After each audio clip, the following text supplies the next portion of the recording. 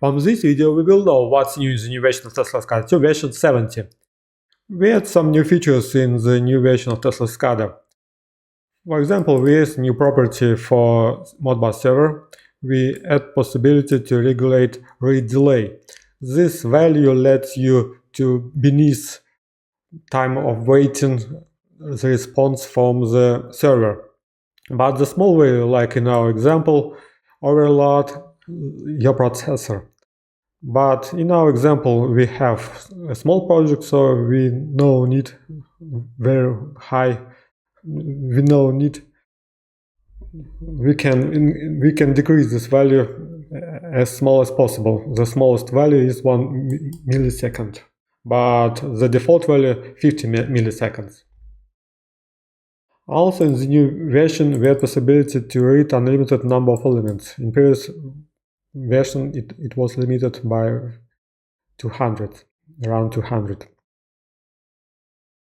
And we add possibility, we add new array script function. For example, you can copy array from our text array to history values of tag mentioned in the second input. In our case, it's name of tag history, but you have to set up previously enable history in this value. And in the script, you copy your text array to the history values of this tag with 1000 milliseconds period step, and false means from the end, true from the beginning of the history. And in the screen of trend, you can bind this tag history in collection of curves.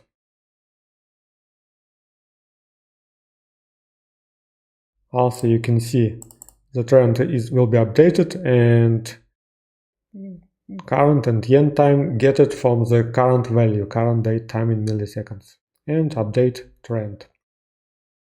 Also, in the new version, we have possibility to acknowledge values by clicking on the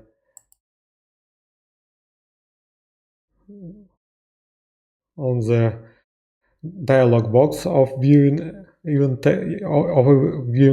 tag, and you can acknowledge all the values with this name if you acknowledged it in an only active type of event table.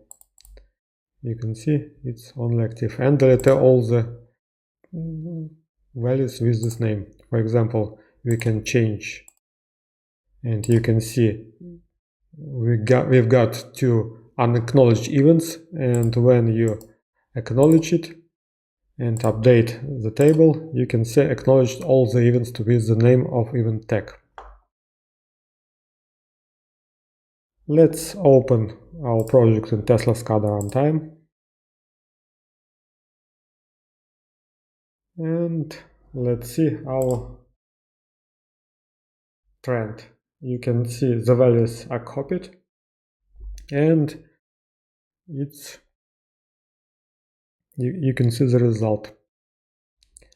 Also, in the new version, we have possibility not only load your project on the Tesla SCADA runtime from Tesla SCADA ID, also you can get debug log from this runtime. For example, we can change also debug level, and let's get debug log, and you can find it in downloads folder, and open with any text editor.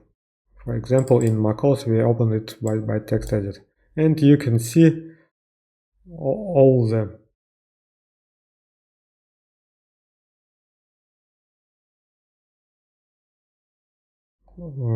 debug log of your project.